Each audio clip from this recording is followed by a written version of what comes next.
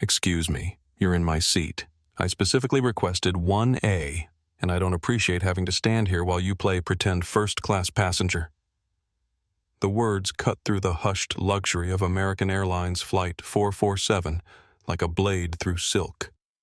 Victoria Ashford stood in the narrow aisle, her platinum blonde hair perfectly styled, despite the early morning departure, her Hermes blazer immaculate, her voice dripping with the kind of entitlement that money buys, but character can't touch. The elegant black woman in seat 1A didn't look up from the confidential document folder in her lap. She simply reached for her champagne flute, took a measured sip, and said quietly, "I believe there's been a misunderstanding." Victoria's perfectly manicured fingernails drummed against her Louis Vuitton carry-on handle. At 38, she had spent her entire adult life getting exactly what she wanted when she wanted it. Her marriage to tech mogul Marcus Ashford had only amplified her sense of invincibility. She was flying first class to Washington, D.C. for the annual Philanthropic Elite Gala, where she would rub shoulders with senators, Supreme Court justices, and the kind of people who shaped policy over champagne and caviar. No misunderstanding. Victoria replied, her voice rising just enough to catch the attention of nearby passengers. "I always fly 1A. It's my preferred seat, and I specifically requested it when my assistant booked this flight 3 weeks ago."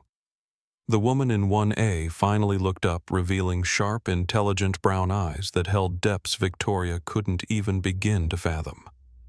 Dr. Simone Laurent was 42 years old, a federal appeals court judge who had spent the last 6 months investigating a disturbing pattern of complaints filed against major airlines. Anonymous reports flooding the Department of Transportation painted a picture of widespread discrimination against minority passengers, particularly in first-class cabins.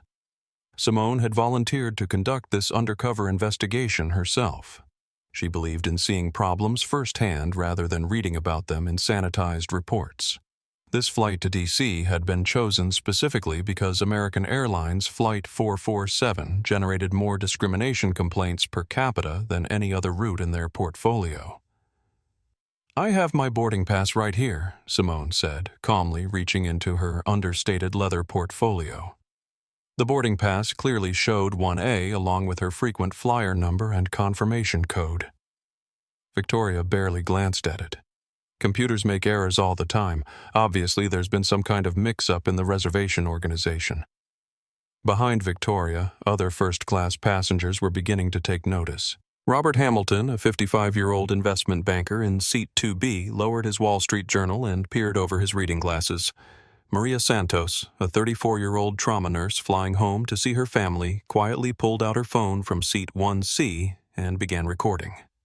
Jessica Martinez, the lead flight attendant, approached with the practiced smile of someone who had dealt with difficult passengers before. At 28, Jessica had been flying for 6 years and had seen every type of entitled behavior imaginable. But something about Victoria's tone made her stomach tighten with unease. "Is everything all right here?" Jessica asked, her voice professionally cheerful despite the growing tension. Victoria turned to Jessica like a queen addressing a servant. "Yes, there's clearly been a booking error. This woman," she gestured dismissively toward Simone, "is sitting in my seat. I need you to check your manifest and correct this immediately." Jessica pulled out her tablet and scrolled through the passenger list. "Ma'am, I'm showing that seat 1A is correctly assigned to—" She paused, reading the screen. Dr. S. Laurent. "And you're Mrs. Ashford in seat 1B, correct?" "That's impossible," Victoria snapped. "I specifically requested 1A. I always sit in 1A on transcontinental flights. There must be an error in your organization." Simone remained perfectly calm, though she was already taking mental notes for her investigation report. Victoria's behavior was textbook discrimination masked as customer service complaints. The assumption that Simone couldn't possibly belong in first class, the immediate demand for verification, the refusal to accept official documentation, it was exactly the pattern described in the anonymous complaints. Mrs. Ashford Jessica said carefully, "Your boarding pass shows 1B, which is actually an aisle seat. Many passengers prefer the aisle for the extra mobility. "I don't want mobility," Victoria interrupted. "I want the window seat. I want 1A, and I don't understand why we're even having this discussion when the solution is so obvious." Mrs. Thompson, a 72-year-old retired teacher in seat 2A, leaned forward slightly. She had taught middle school for 40 years and recognized bullying behavior when she saw it. "Excuse me, dear," she said in her gentle southern accent, "but the lady seems to be in her correct seat. Perhaps you should check your own boarding pass again?" Victoria whirled around, her eyes flashing with indignation. "I beg your pardon. Are you suggesting I don't know how to read my own ticket?" "I'm suggesting," Mrs. Thompson replied with the patience of someone who had dealt with difficult children for decades, "that mistakes happen and sometimes the gracious thing to do is simply take the seat you were assigned." "Gracious." Victoria's voice went up an octave. "I paid full price for first class. I have Platinum Elite status. I have been flying with this airline for over 15 years. I think I deserve some consideration here." Simone set down her champagne and turned slightly in her seat. "Mrs. Ashford, isn't it I couldn't help but overhear your conversation with the flight attendant? I'm curious about something." Victoria's eyes narrowed. "What you mentioned that you always sit in 1A and that this is your preferred seat. But when you first approached me, you didn't check my boarding pass, you didn't verify the seat number, and you didn't ask the flight attendant for assistance. You simply assumed I was in the wrong place. I'm wondering what gave you that impression." The question hung in the air like smoke. Victoria's mouth opened and closed, but no sound came out. Around them, the cabin had gone completely quiet. Even the ambient noise of the aircraft seemed muted. I don't understand what you're implying," Victoria finally stammered. "I'm not implying anything," Simone replied with judicial precision. "I'm asking a direct question. What made you so certain that I was in your seat without checking any documentation?" Robert Hamilton shifted in his seat, suddenly uncomfortable. He had witnessed enough boardroom politics to recognize when someone was being expertly cross-examined. The black woman's tone was polite, even friendly, but there was an underlying steel that suggested she was not someone to underestimate. Maria Santos continued recording her nursing background, making her acutely aware of power dynamics and how they affected people's dignity. She had seen too many patients dismissed or ignored because of their appearance, and she recognized the same pattern playing out in real time. "Look," Victoria said, her voice taking on a sharper edge. "I don't know what you're trying to suggest, but I simply made a reasonable assumption based on what Simone interrupted gently." Victoria's face flushed pink. Based on the fact that I specifically requested this seat, and it's highly unlikely that someone would be able to afford first-class seating without some kind of assistance or special circumstances. The words hung in the air like an accusation. Around the cabin, passengers shifted uncomfortably. Robert Hamilton's newspaper rustled as he set it down completely. Mrs. Thompson's eyes widened. Maria Santos whispered, "Oh my God," just loud enough for her phone's microphone to pick up. Jessica Martinez felt her stomach drop. In 6 years of flying, she had never had a situation escalate this quickly or this publicly. "Mrs. Ashford," she said carefully, "perhaps we should discuss this privately." "No," Simone said firmly. "I think this conversation should continue right here with witnesses present. Mrs. Ashford, when you say someone like me wouldn't normally be able to afford first class, I want to make sure I understand exactly what you mean by that." Victoria realized she had stepped into quicksand, but her pride and entitlement wouldn't let her back down. "I mean someone who doesn't appear to have the typical profile of our frequent first-class passengers." "And what exactly is that profile?" Simone asked. "Well-dressed professional, established." "I'm wearing a $4,000 suit," Simone said calmly. "I carry a briefcase containing federal judicial documents. I have been reading legal briefs since I boarded. What exactly about my appearance suggests I'm not professional or established? Victoria's mouth opened and closed like a fish gasping for air. She knew she was trapped, but her ego wouldn't allow her to admit defeat. It's not about your clothes or your papers. It's about the natural order of things. The natural order of things, Simone repeated slowly. Could you elaborate on that? The cabin fell so quiet that the only sound was the low hum of the aircraft's engines. Even the flight attendants in the galley had stopped their preparations to listen. Some people, Victoria said, her voice getting smaller but no less venomous, belong in certain places and others don't. And when people try to access spaces they haven't earned, it creates problems for everyone. Robert Hamilton leaned forward in his seat. Ma'am, that's enough. You're out of line. Victoria spun around to face him. Excuse me, I don't recall asking for your input. You didn't, Robert replied steadily. But I'm giving it anyway. This woman has done nothing wrong. She's sitting quietly in her assigned seat, minding her own business. You're the one causing a disturbance. A disturbance. Victoria's voice cracked with indignation. I'm simply trying to resolve a seating error. There is no seating error, Mrs. Thompson said firmly. There's only a woman who can't accept that she doesn't always get what she wants. Victoria felt the walls closing in around her. Every face in first class was turned toward her, and none of them showed sympathy. Her face burned with humiliation and rage.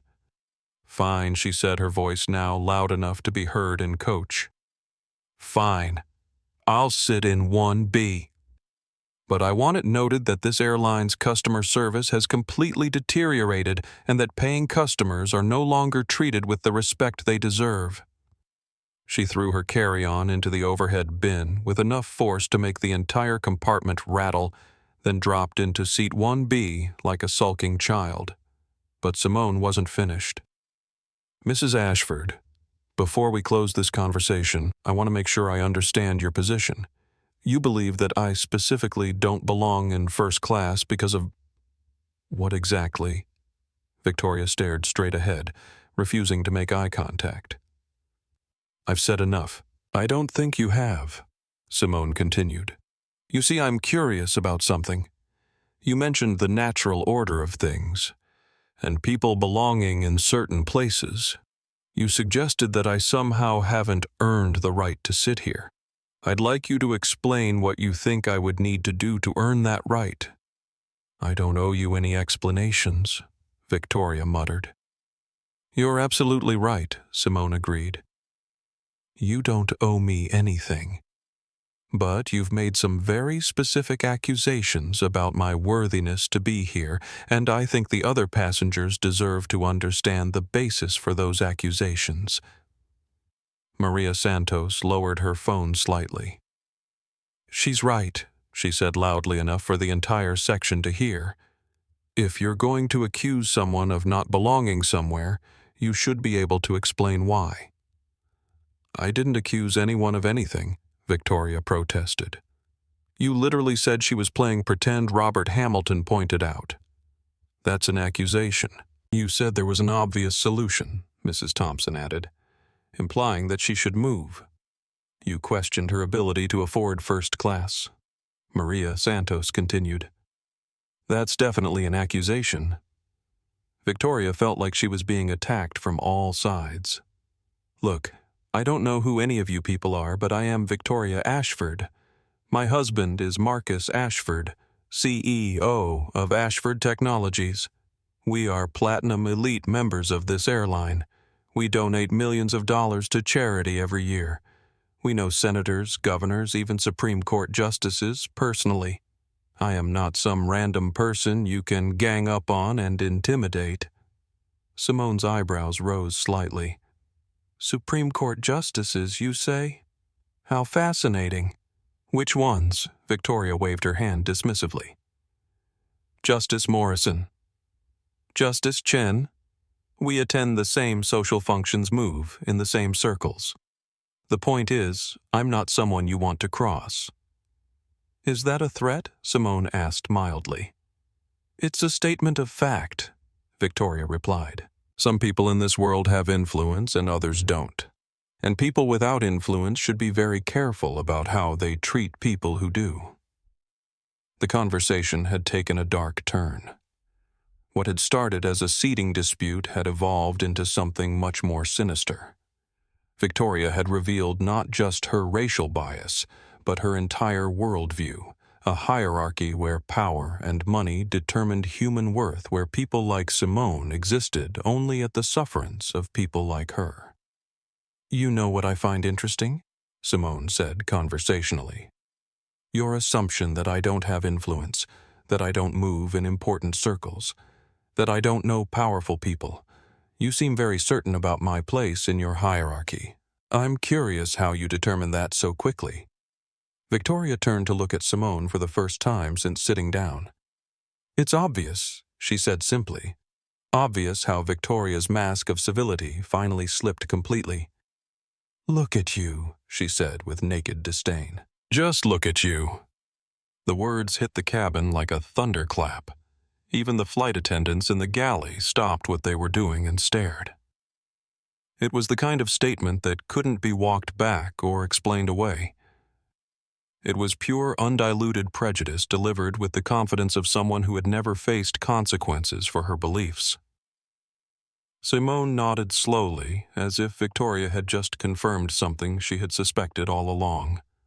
"I see," she said quietly. "Thank you for that clarification."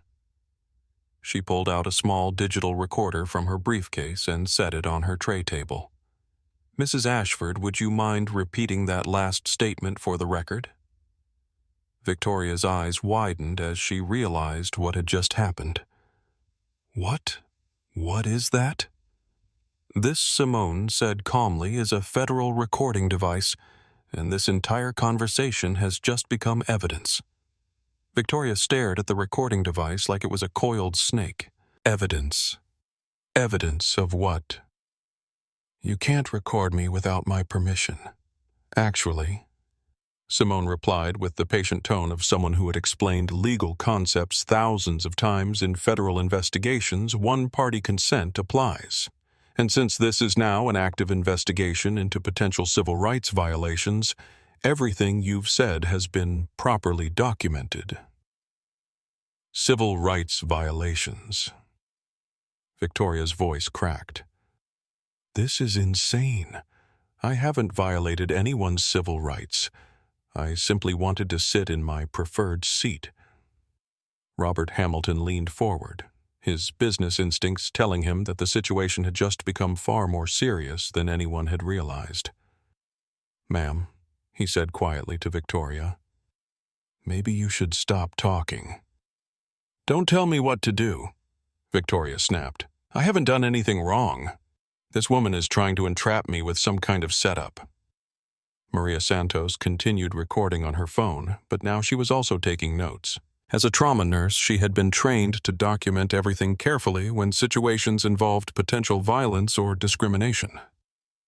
"What kind of investigation?" she asked Simone.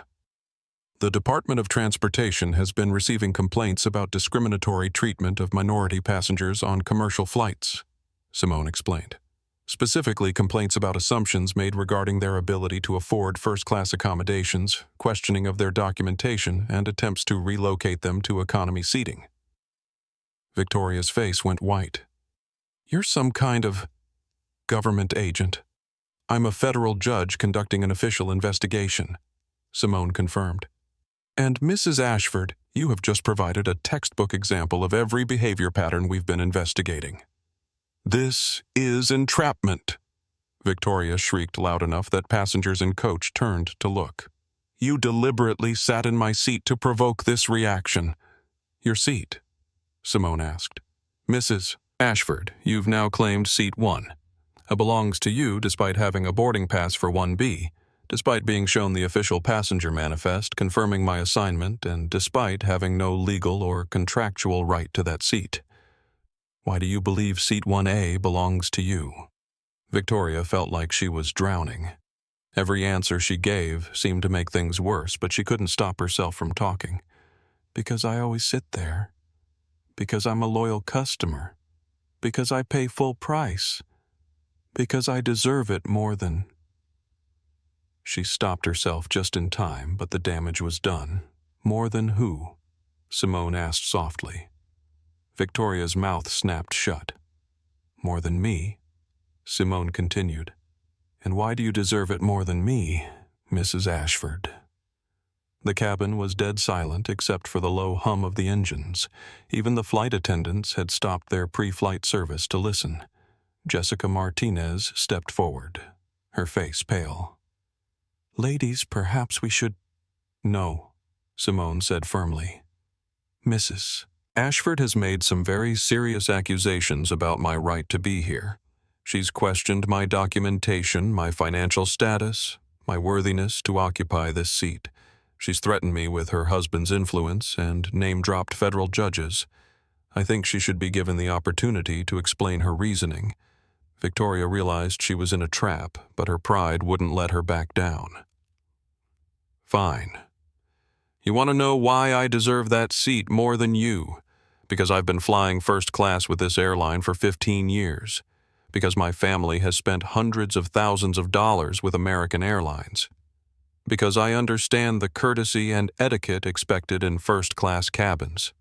And you believe I lack that courtesy and etiquette? Simone asked. Look around. Victoria gestured wildly. You've turned a simple seating request into a federal investigation.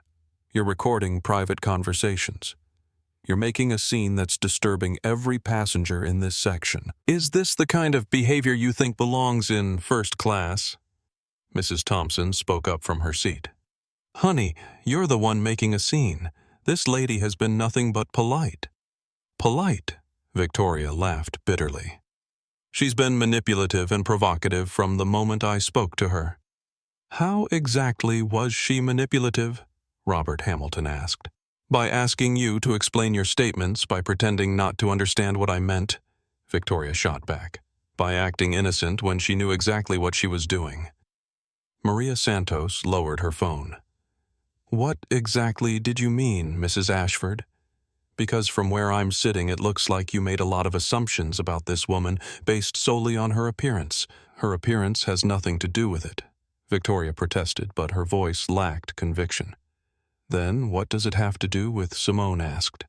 You said it was obvious that I don't belong here. You said there's a natural order of things. You suggested I was playing pretend. If it's not about my appearance, what is it about? Victoria felt cornered. Every question was designed to make her reveal more of her bias, and she was smart enough to recognize the trap, but too proud to stop walking into it. It's about presentation. It's about carrying yourself like you belong in sophisticated environments. And how exactly should one carry themselves in sophisticated environments? Simone inquired. With confidence, with authority, with the kind of bearing that comes from what? From breeding. Victoria finally exploded. From good breeding and proper upbringing and understanding your place in society. The words hung in the air like a toxic cloud. Everyone in first class stared at Victoria in stunned silence. She had just revealed the ugly truth beneath her polished exterior, the belief that some people were simply born superior to others. Breeding, Simone repeated slowly. Are you suggesting that I lack proper breeding? Mrs. Ashford. Victoria realized she had gone too far but couldn't find a way back. I'm suggesting that there are standards of behavior and presentation that some people understand instinctively and others don't. And you determined that I don't understand these standards by the way you responded to my perfectly reasonable request, Victoria said desperately. A well-bred person would have simply acknowledged the misunderstanding and moved to another seat. Robert Hamilton laughed out loud. A reasonable request? You literally told her she was playing pretend and demanded she move to economy. I was trying to resolve the situation diplomatically, Victoria protested. Diplomatically, Mrs. Thompson's southern accent became more pronounced when she was angry. Child, there wasn't anything diplomatic about your approach. You were rude from the very first word. Maria Santos held up her phone. I have the whole thing recorded. You want me to play it back so you can hear exactly how diplomatic you sounded? Victoria's face flushed deep red. You're all ganging up on me. This is harassment, Jessica. She turned to the flight attendant. I demand that you do something about this harassment. Jessica Martinez looked around helplessly. In 6 years of flying, she had never encountered a situation like this. Mrs. Ashford, I'm not sure what you'd like me to do. No one is harassing you. They're just asking you to explain your statements. My statements have been taken out of context, Victoria cried. I never said anything discriminatory. I never mentioned race or ethnicity or anything like that. You didn't need to, Simone said quietly. Your meaning was perfectly clear. No, it wasn't. Victoria stood up suddenly, her voice rising to near hysteria. I am not a racist. I have black friends. I donate to civil rights organizations. I voted for Obama. The cabin fell into stunned silence. Victoria's desperate defense had only made things worse by explicitly acknowledging the racial component she had been trying to deny.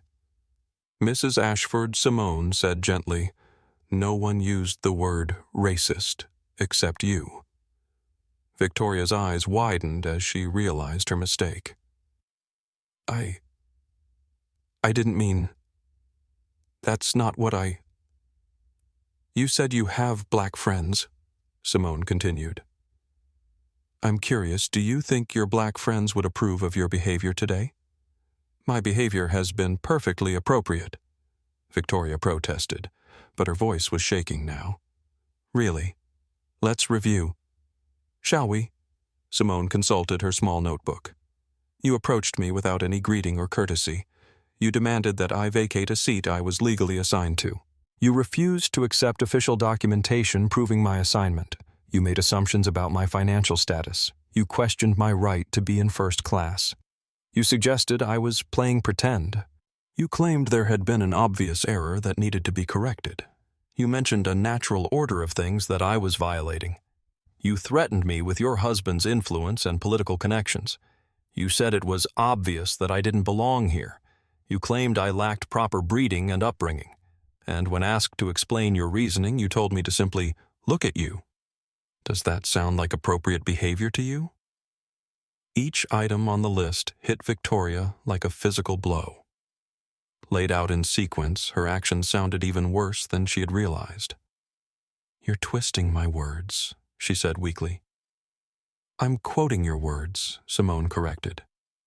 Your exact words, all of which have been recorded. This is a setup, Victoria said desperately. You planned this whole thing. You deliberately booked this seat to provoke this response. Mrs. Ashford. Robert Hamilton interrupted. Even if that were true, which seems highly unlikely, it wouldn't excuse your behavior. No one forced you to say any of those things. Exactly, Maria Santos agreed. If someone can provoke you into making racist statements, then those thoughts were already in your head, waiting to come out. I didn't make racist statements, Victoria shrieked. Then what would you call them? Mrs. Thompson asked pointedly. Victoria spun around to face her. I would call them honest observations about social dynamics and appropriate behavior in professional environments. Social dynamics, Simone repeated. Could you elaborate on those dynamics for me? Victoria knew she should stop talking, but she couldn't help herself. Her entire worldview was being challenged, and she felt compelled to defend it. Some people understand how to behave in upscale environments and others don't. Some people have been raised with proper etiquette and social awareness and others haven't. Some people belong in certain spaces, and others are just trying to access spaces they haven't earned. And how does one earn access to these spaces? Simone asked. Through education, through professional achievement, through demonstrated success, through contributing to society in meaningful ways. I see. Simone nodded.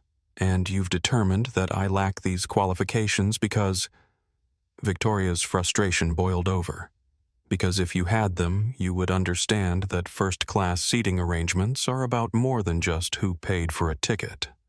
They're about creating a comfortable environment for people who are accustomed to a certain level of service and sophistication. And my presence makes that environment uncomfortable, Simone asked. Your attitude does, Victoria shot back. Your confrontational approach. Your insistence on turning everything into some kind of political statement. Maria Santos laughed out loud. Lady, you're the one who turned a seating chart into a political statement. She was just sitting there reading. She was recording me without permission. After you started making discriminatory statements, Robert Hamilton pointed out. They weren't discriminatory, Victoria insisted. They were observations about social propriety, based on what criteria Simone pressed. You made all these observations before speaking to me, before learning anything about my background, education profession, or social standing. What information did you use to determine that I lacked proper breeding and social awareness? Victoria felt the trap closing around her, but she couldn't escape. I used standard social cues, visual presentation, behavioral indicators, such as, Victoria floundered, such as the way someone carries themselves, the way they respond to social situations, the way they interact with service staff. Mrs. Ashford. Jessica Martinez spoke up quietly. I've been serving both of you since you boarded. Dr. Laurent has been nothing but polite and respectful. She said please and thank you. She didn't make any special requests, and she hasn't raised her voice once. You, on the other hand. Are you taking her side now, too? Victoria demanded. I'm just stating facts, Jessica replied. One passenger has been courteous and cooperative. The other has been demanding and aggressive. Victoria felt like the whole world was conspiring against her. Fine. You all want to gang up on me because I dared to express a preference for my usual seat. You want to turn me into some kind of villain because I believe in maintaining standards. Well, congratulations. You've successfully made me feel unwelcome on an airline I've been loyal to for 15 years. She grabbed her purse and started toward the front of the plane. I'm going to speak to the captain. This harassment has gone far enough. Mrs. Ashford Simone called after her. Before you do that, there's something you should know. Victoria stopped and turned around. What Captain Wright is also part of this investigation, Simone said calmly. He's been briefed on the discrimination complaints and instructed to document any incidents that occur on his flights. Victoria's face went completely white. You're lying, Jessica Simone said to the flight attendant. Could you please ask Captain Wright to come back here? I think Mrs. Ashford would like to speak with him. Jessica hesitated. Dr. Laurent, we're about to push back from the gate. This will only take a moment, Simone assured her, and I think it's important that Captain Wright hears Mrs. Ashford's concerns directly. Jessica pressed the intercom button. Captain Wright, could you please come to first class when convenient? We have a passenger situation that requires your attention. On my way came the reply through the speaker. Victoria stood frozen in the aisle, realizing that she had just walked into another trap. If the captain was indeed part of the investigation, then her complaints would only dig her deeper into trouble. Captain James Wright appeared in the doorway to the cockpit. At 48, he had been flying commercial aircraft for 20 years and had seen every type of passenger problem imaginable. He was a tall man with graying hair and the calm demeanor that comes from handling crisis situations at 35,000 feet. What seems to be the problem here? He asked, looking around the cabin. Victoria's mouth opened and closed like a fish gasping for air. She realized that anything she said to the captain would be used against her, but remaining silent would make her look guilty. Captain Wright Simone said, before Victoria could respond, "I'm Dr. Simone Laurent, Federal Appeals, Court Judge. I believe you've been briefed on the DOT investigation into passenger discrimination complaints." Captain Wright's expression became immediately more serious. "Yes, ma'am. I received the briefing memo last week. This passenger," Simone gestured toward Victoria, "has just provided a comprehensive example of the behavior patterns described in those complaints. She's demanded that I vacate my assigned seat based on assumptions about my worthiness to fly first class." When asked to explain her reasoning, she cited breeding, natural order, and social dynamics as justification for her demands. Captain Wright's eyes moved to Victoria, who stood speechless in the aisle. "Ma'am, is this accurate?" Victoria found her voice again. "Captain, this woman has been recording our private conversation without permission. She's been provocative and confrontational. She's turned a simple seating misunderstanding into some kind of federal investigation." "Ma'am," Captain Wright said carefully, "are you saying you didn't make the statements Dr. Laurent described? My statements have been taken out of context. I was simply trying to resolve a seating issue in a diplomatic manner by demanding she move to economy class." Robert Hamilton interjected. "Because that's what you said initially." "I never said economy class," Victoria protested. Maria Santos held up her phone. "Actually, you did. I have it recorded. You said, and I quote, 'You need to move back to economy where you belong.'" Victoria spun around to face her. "You can't use that recording." "It was taken without my knowledge, ma'am," Captain Wright said, his voice taking on an authoritative tone. "Any incident that occurs on my aircraft is subject to documentation and investigation. If you've made discriminatory statements toward another passenger, that's a serious matter." "Discriminatory?" Victoria's voice cracked. "I haven't discriminated against anyone I've been discriminated against. These people have ganged up on me because I'm white and wealthy. They're the ones being discriminatory." The accusation hung in the air like a toxic cloud. Captain Wright looked around the cabin, taking in the faces of the other passengers. He saw Robert Hamilton, clearly a wealthy white businessman, shaking his head in disgust. He saw Mrs. Thompson, an elderly white woman, looking at Victoria with disappointment. He saw Maria Santos recording everything with steady hands. And he saw Dr. Laurent calm and composed despite being the target of increasingly desperate attacks. Mrs. Ashford, Captain Wright said slowly, "I'm going to ask you to return to your seat and remain quiet for the remainder of the flight. Any further disruption will result in your removal from this aircraft and potential criminal charges for interfering with a federal investigation." "You can't be serious," Victoria protested.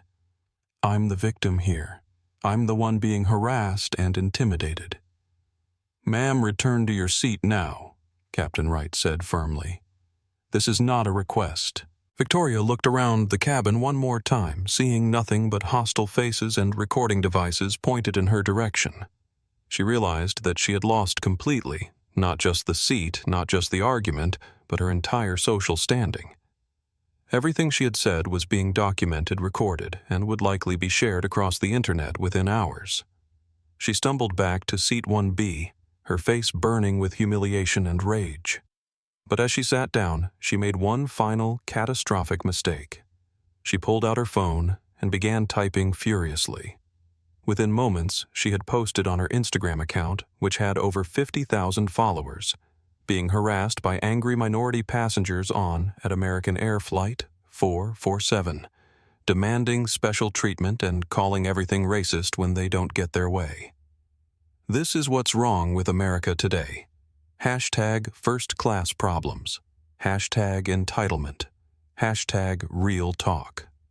The post included a photo she had taken surreptitiously of Simone reading her judicial documents. Maria Santos, who had been monitoring social media throughout the encounter, immediately saw the post. "Oh my God," she said loudly enough for everyone to hear. "She just posted about this on Instagram." Robert Hamilton pulled out his own phone and found Victoria's account within seconds. "Jesus Christ," he muttered.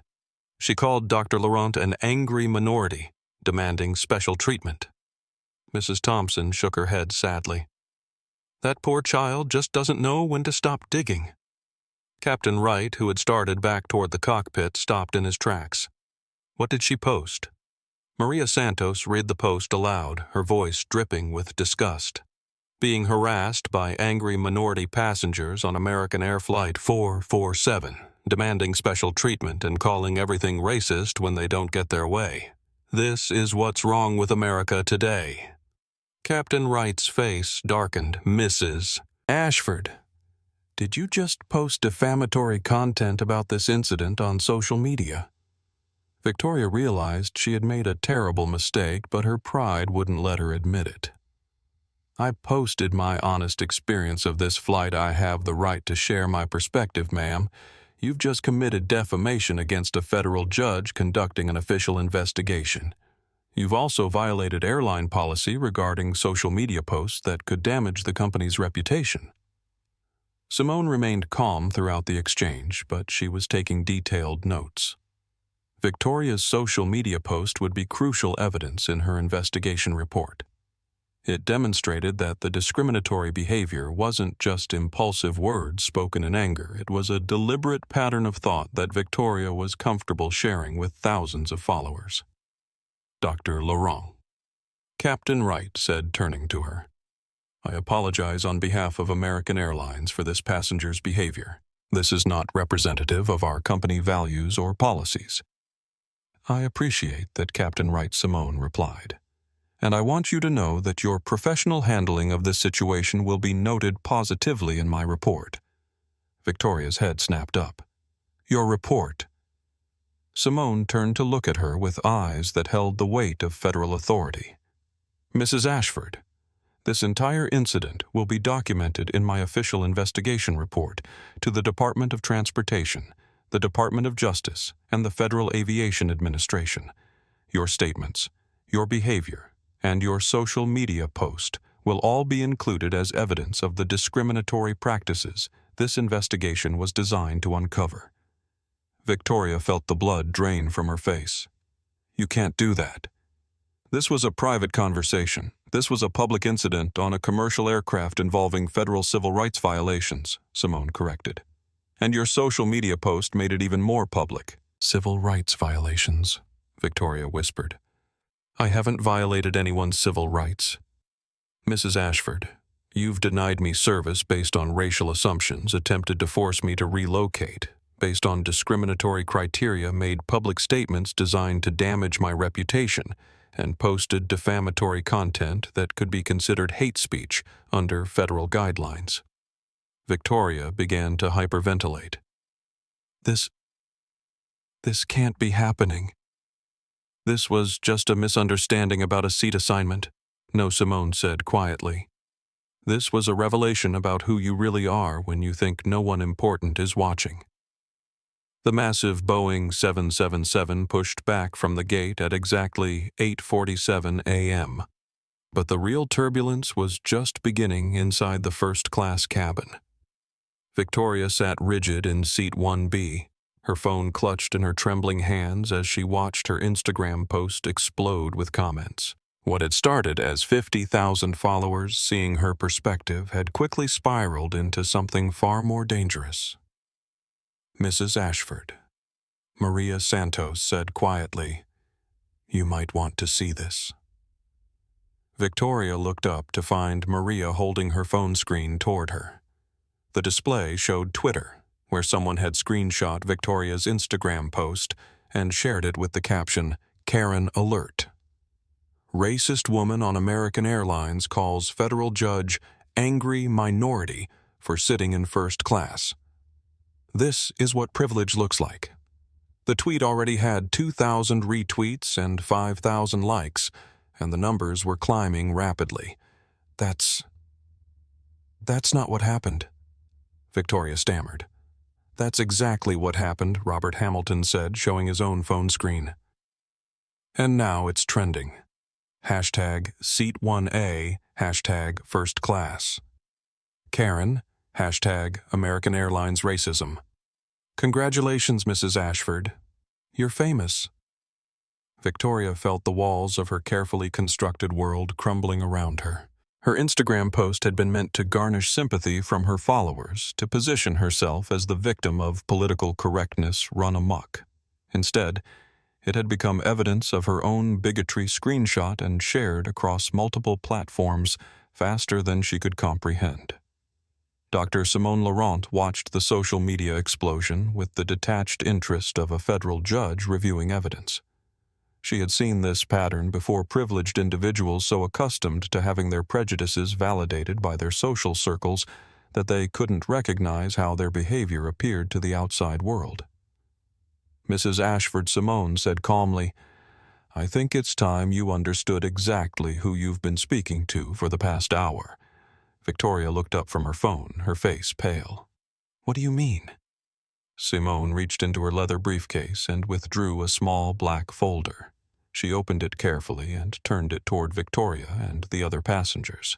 Inside was a federal judicial identification card, an official Department of Justice authorization letter, and a photograph of Simone in her judicial robes standing next to the Chief Justice of the United States. "My name is Dr. Simone Laurent. I am a federal appeals court judge for the D.C. Circuit appointed by the President and confirmed unanimously by the United States Senate. I have a doctorate in constitutional law from Harvard, a master's degree from Oxford, and 20 years of experience in federal litigation. I have argued cases before the Supreme Court, advised 3 presidents on civil rights policy, and authored landmark decisions on discrimination law." Victoria's mouth fell open as the full weight of her situation became clear. "For the past 6 months," Simone continued, "I have been conducting an official investigation into widespread discrimination complaints against major airlines. This investigation was requested by the Department of Transportation, authorized by the Department of Justice, and coordinated with the Federal Aviation Administration."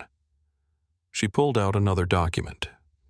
This flight was specifically chosen because American Airlines Flight 447 has generated more discrimination complaints per capita than any other route in the airline's domestic portfolio.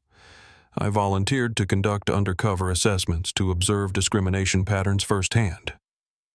Captain Wright stepped forward again, his expression grave. "Mrs. Ashford, I received a briefing memo about this investigation last week. All crew members were instructed to document any incidents of discriminatory behavior and report them directly to federal authorities." Victoria felt like she was having an out-of-body experience. "You're saying this whole thing was a setup?" "No," Simone said firmly. "This was a legitimate seating assignment on a regular commercial flight. You chose to approach me. You chose to demand that I move. You chose to make assumptions about my worthiness to be here. You chose to escalate the situation when I asked you to explain your reasoning. Every single thing that happened was the result of your decisions."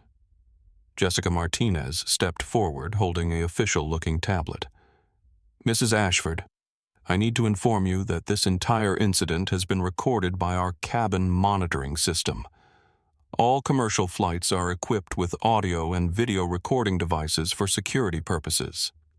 Victoria's eyes widened in horror. Everything was recorded. Every word Jessica confirmed. "From the moment you approached Dr. Laurent's seat until right now." Robert Hamilton shook his head in amazement.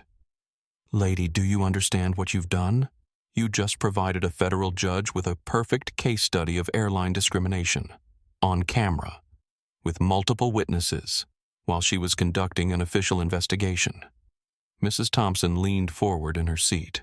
"Honey, I taught middle school for 40 years, and I've never seen anyone dig themselves into a hole this deep, this quickly." Victoria began to hyperventilate. "I didn't know. How was I supposed to know she was a federal judge? She doesn't look like—" "Like what?" Simone asked quietly. Victoria caught herself just before saying something even more damaging. Like someone in such an important position. And what exactly should someone in an important position look like? Mrs. Ashford. Victoria realized she was still walking into the same trap she had been falling into all morning. No matter what she said, it would only make things worse. I think she said carefully, I should probably stop talking. That would have been wise an hour ago, Maria Santos observed. But it's a little late now. Your Instagram post has been shared over 1,000 times, and people are already identifying you. Victoria's phone began buzzing with notifications. She looked down to see dozens of comments flooding her social media accounts, and none of them were supportive. Her followers, many of whom belonged to the same elite social circles she moved in, were distancing themselves as quickly as possible. Oh God, she whispered, reading the comments. They're tagging my husband. They're tagging his company. Oh God, they're sharing my address. Captain Wright's voice came over the intercom. Ladies and gentlemen, we've reached our cruising altitude of 37,000 feet. Flight attendants, please begin cabin service. But in first class, nobody was thinking about cabin service.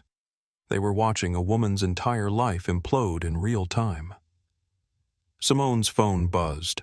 She glanced at it and saw a text message from her judicial clerk. Judge Laurent, your flight is trending on Twitter. The Chief Justice's office called. They want a briefing when you land. She showed the message to Captain Wright. Captain, I think we need to discuss emergency protocols. This situation is attracting national attention. Dr. Laurent, what do you recommend? I recommend that we contact ground control and request priority security assistance upon landing. Mrs. Ashford may need protection from media attention, and I'll need immediate transport to the federal courthouse for an emergency briefing. Victoria overheard this exchange and felt a new wave of panic. Media attention. What media attention? Maria Santos held up her phone again. CNN just picked up the story. So did Fox News, and NPR, and basically every major news outlet in the country. Victoria's breathing became rapid and shallow. This can't be happening. This is a nightmare. This is consequence, Robert Hamilton corrected. This is what happens when your private prejudices become public record. I'm not prejudiced, Victoria protested weakly. Mrs. Ashford Simone said gently, you've spent the last hour demonstrating textbook discriminatory behavior. You made assumptions about my worthiness to be here based solely on my appearance. You questioned my documentation. You demanded that I move to accommodate your preferences. You cited breeding and natural order as justification. You threatened me with your husband's influence. You called me an angry minority on social media. If that's not prejudice, what would you call it? Victoria's last vestiges of defiance crumbled. I was raised to believe. My parents always said, What did they say? Simone asked. They said that society works best when everyone knows their place, when people understand the natural hierarchy of things, when everyone acts according to their station in life. The admission hung in the air like a toxic confession. Victoria had just revealed the ugly foundation of her worldview, a belief organization based on racial and social hierarchy that she had inherited from her parents and never questioned. And where exactly is my place in this hierarchy? Simone asked. Victoria looked around the cabin desperately. Every face was turned toward her with expressions ranging from disgust to pity. She realized that anything she said would only confirm what everyone already knew about her. I don't know, she whispered. I'll tell you where my place is, Simone said, her voice carrying the authority of the federal bench. My place is wherever I choose to be earned through education, hard work, and dedication to justice. My place is in courtrooms where I protect the constitutional rights of people like you. My place is in judicial conferences where I help shape the laws that govern this country. My place is anywhere I have legally purchased a seat, earned a position, or been invited to contribute. She leaned forward slightly.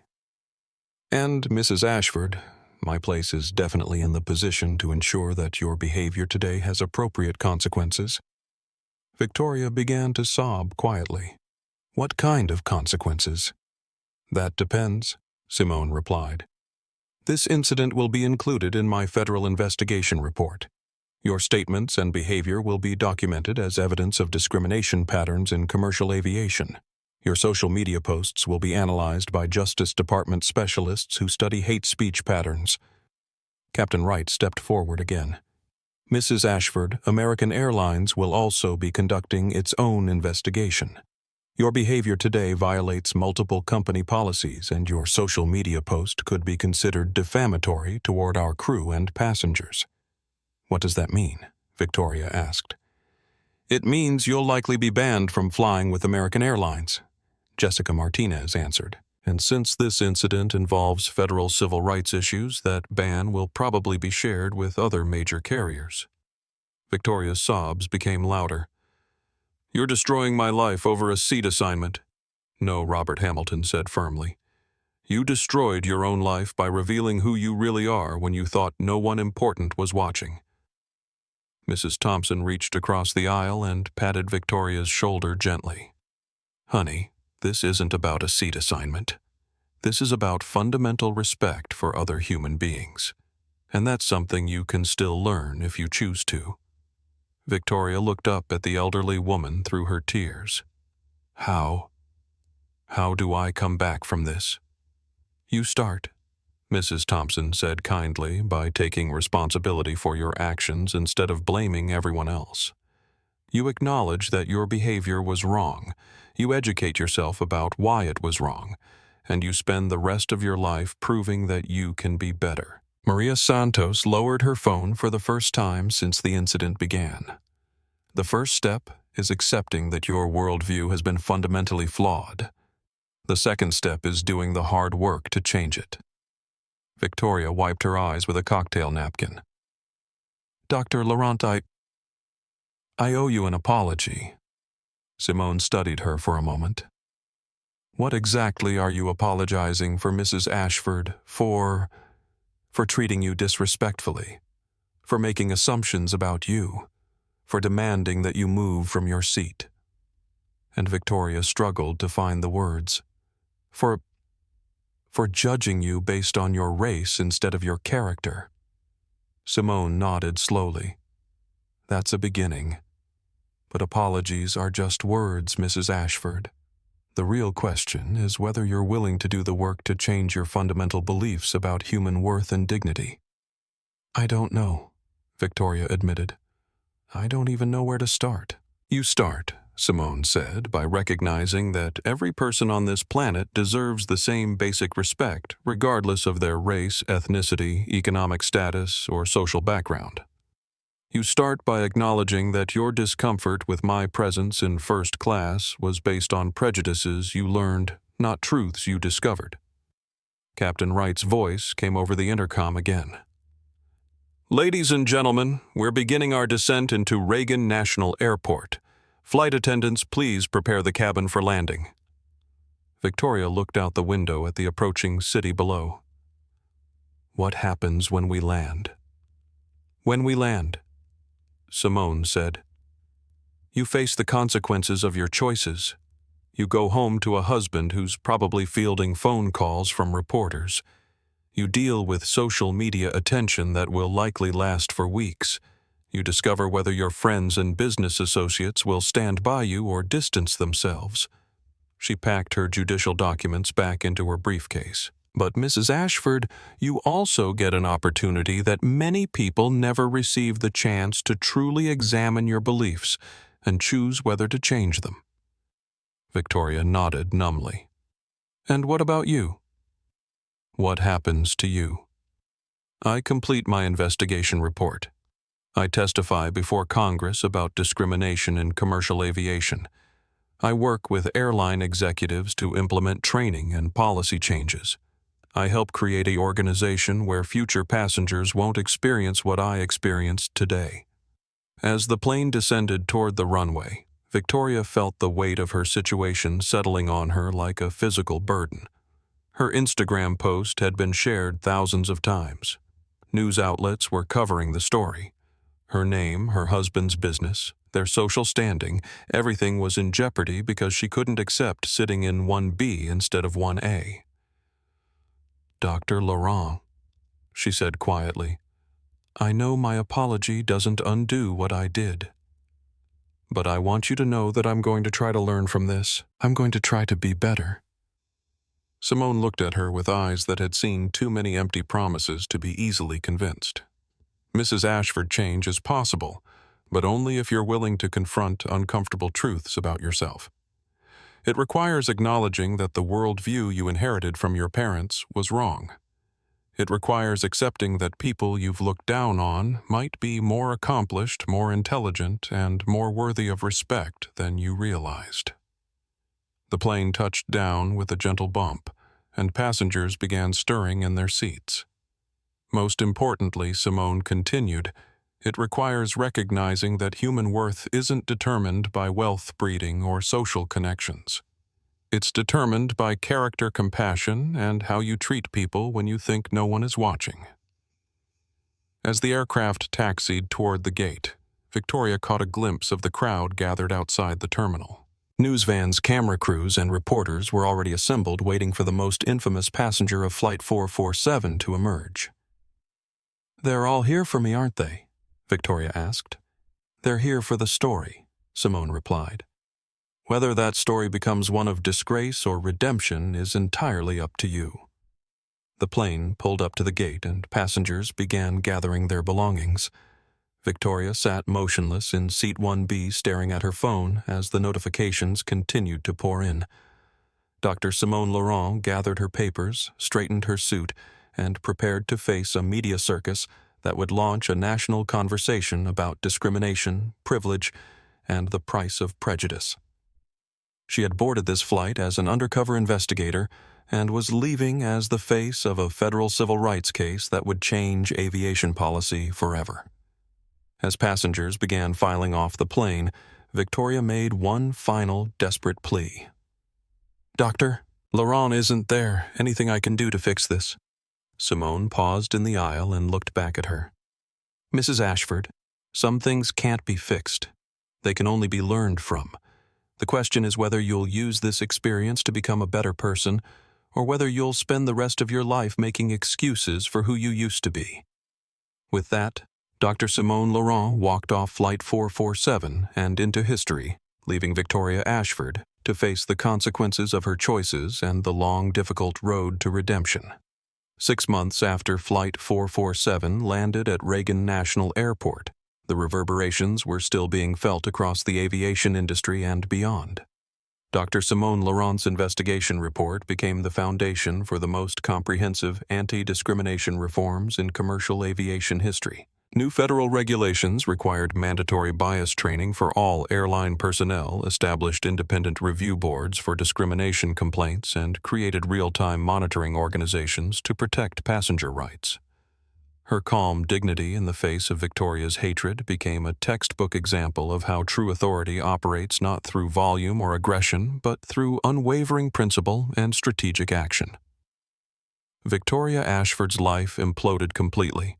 Within hours of landing, she was banned from American Airlines and 3 other major carriers.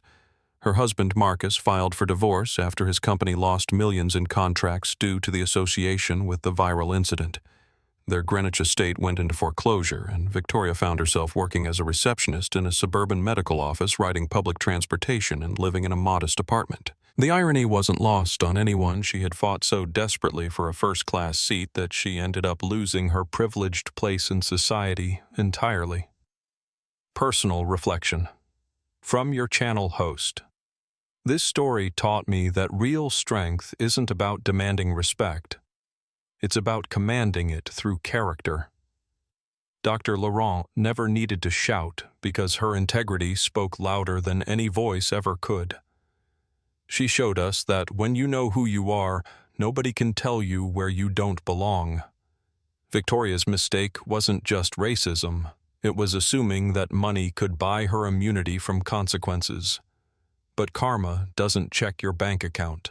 It checks your character. And when character is bankrupt, no amount of wealth can save you. The most powerful lesson here: your worst moment might be someone else's courtroom. Treat people with dignity, not because of who they might be, but because of who you are. Because in the end, the only seat that really matters is the one where your conscience can rest peacefully.